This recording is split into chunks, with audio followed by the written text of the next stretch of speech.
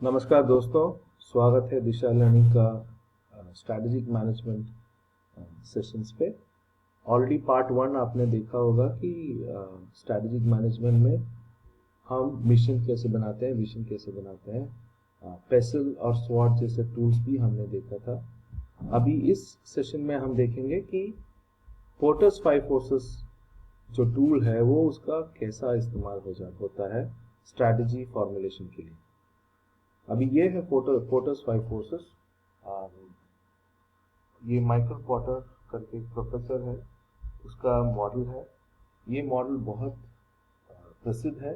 बहुत कंपनीज ये model use करके अपना स्ट्रैटेजी फॉर्मुलेट करते हैं।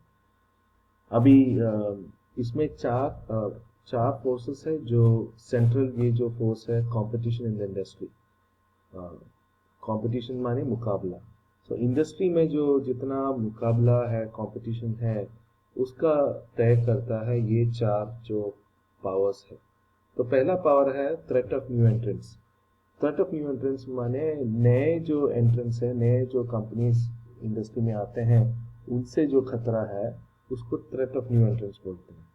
तो अभी आप ट्रैवल इंडस्ट्री लेंगे तो आपको पता चलेगा कि ये इंडस्ट्री में बिजनेस खोलना बहुत आसान है। इसमें ज़्यादा कैपिटल नहीं चाहिए, कोई लाइसेंस नहीं है, आपका फ़ोन है या छोटा सा ऑफिस रूम है, आप इस इंडस्ट्री में अपना बिजनेस शुरू कर सकते हैं। तो ट्रैवल इंडस्ट्री, इसमें जो खतरा है एंट्रेंस का बहुत ज़्यादा है। कोई भी अंदर आ सकते हैं और आते ही रहते हैं नए नए बिजनेस, ये ट्रैवल इंडस्ट्री में आते रहते हैं। अभी bargaining power of suppliers. Bargaining माने सौदा। अभी आपको सप्लायर्स, आप सप्लाई ले रहे हैं सिर्फ 2 या 3 सप्लायर से, और आपको वो जो आपका सप्लाई है वो नहीं मिल रहा है और आपको कहीं और से नहीं मिलने वाला, तो ये सप्लायर जो भी दाम बोल देंगे आपको वो देना पड़ेगा।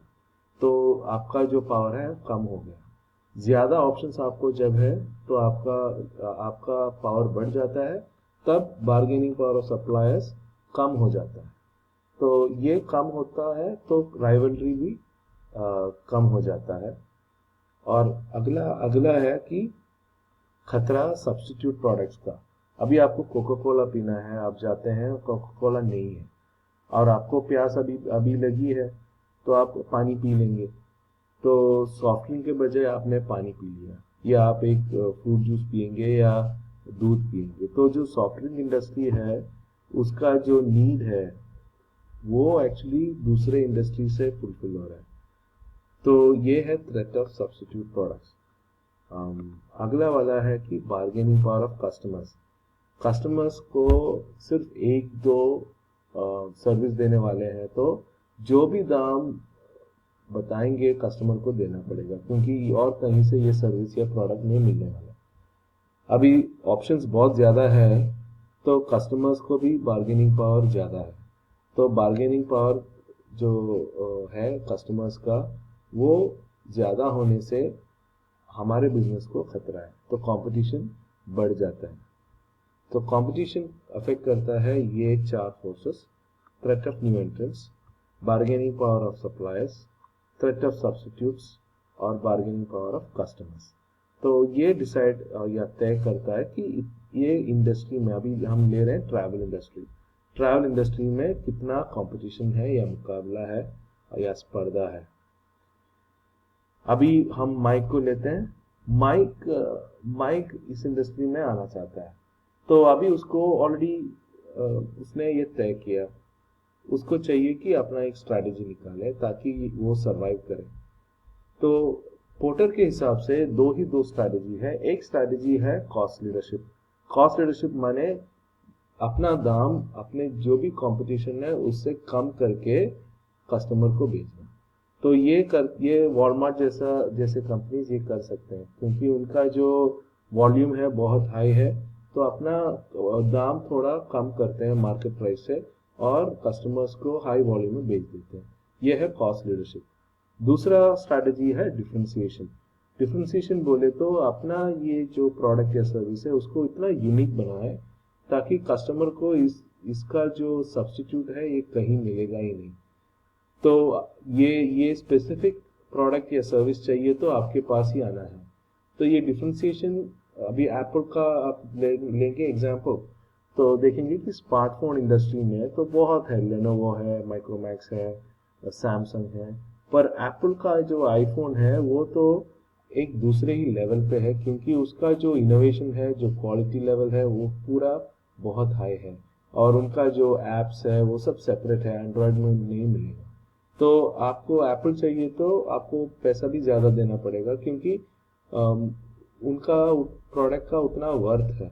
तो लोग जाके, कभी कभी कोई बोलते हैं कि एप्पल आईफोन एक बार यूज़ किया तो कोई और फ़ोन यूज़ नहीं करेंगे। तो ये है एप्पल फ़ोन का जो खासियत, ताकि वो अपना जो प्रोडक्ट है इसका इनोवेशन के द्वारा, क्वालिटी के द्वारा इतना अट्रैक्टिव बना दिया कि लोग ये खरीदने के लिए कितना भी पैसा दे देते हैं। तो ये है डिफरेंशिएशन। सो वॉलमार्ट का जो स्ट्रैटेजी है वो है लो कॉस्ट, कॉस्ट लीडरशिप, और एप्पल का है डिफरेंशिएशन। तो माइक का जो एग्जांपल हमने लिया, माइक एक दो जगह ऐसे जानते हैं या आदिवासी इसको जानते हैं, तो वो अपना जो टूर पैकेज है वो क्या करेगा कि ये अपना टूर पैकेज को इतना खास बनाएगा कि और कोई मार्केट में ये सेम टूर पैकेज नहीं दे सकेंगे। तो लोगों को ऐसा एक एक्सपीरियंस चाहिए तो माइक के पास ही आना पड़ेगा। तो इसको बोलते हैं डिफरेंशिएशन। अभी माइक कॉस्ट लीडरशिप पे गया तो उसको ज़्यादा कैपिटल नहीं है, उसको ज़्यादा मार्केट का जो आइडिया है वो भी कम है। तो कॉस्ट लीडरशिप पे जाना उसके लिए अच्छा नहीं रहेगा, उसको चाहिए कि वो डिफरेंशिएशन स्ट्रैटेजी यूज करे।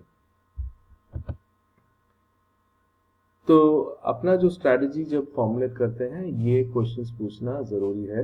पहला क्वेश्चन है कि लोग हमसे बिजनेस क्यों करें, हम ऐसे क्या देते हैं जो दूसरों से बेहतर है, और हमारा जो प्रोडक्ट है या सोल्यूशन है वो हम कैसे इंट्रोड्यूस करेंगे, कैसे पोजीशन करेंगे।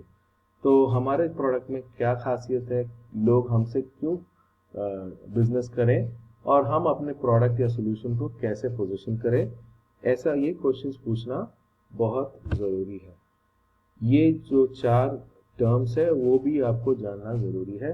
पहला है कोर कॉम्पिटेंसी। कोर कॉम्पिटेंसी बोले तो वो ऐसी जो खासियत जो आप में है, जो आपको आपका स्ट्रेंथ बन के आप मार्केट में अपना एक कदम बढ़ा के अपना जो कंपटीशन है उससे आगे जाने के लिए यूज कर सके। तो वो है core competency. Core competency use करके हम अपना कॉम्पिटिटिव एडवांटेज कायम रख सकते हैं। कॉम्पिटिटिव एडवांटेज माने दूसरों के मुकाबले हम आगे रहें, इसको कॉम्पिटिटिव एडवांटेज बोलते हैं। तो जो हमारे हम में क्या है खासियत जो हमको ये आगे रहने के लिए यूज आ जाए, वही है कॉम्पिटिटिव एडवांटेज। दूसरा तीसरा है कि मार्केट स्ट्रेटजी। अभी मार्केट स्ट्रेटजी लिया तो हम अपने मार्केट को कैसे टारगेट करेंगे, कैसे हम अपने प्रोडक्ट को पोजीशन करेंगे, उसका दो स्ट्रैटेजी है। एक है कॉस्ट लीडरशिप, हमने ऑलरेडी बात किया, डिस्कस किया, वॉलमार्ट जैसे करते हैं कॉस्ट लीडरशिप। और दूसरा है डिफरेंशिएशन, जैसे मैंने एग्जांपल दिया था एप्पल का आईफोन। अब हम अगले सेशन में जाएंगे और देखेंगे कि ये स्ट्रैटेजी हम गोल्स में कैसे बदलें।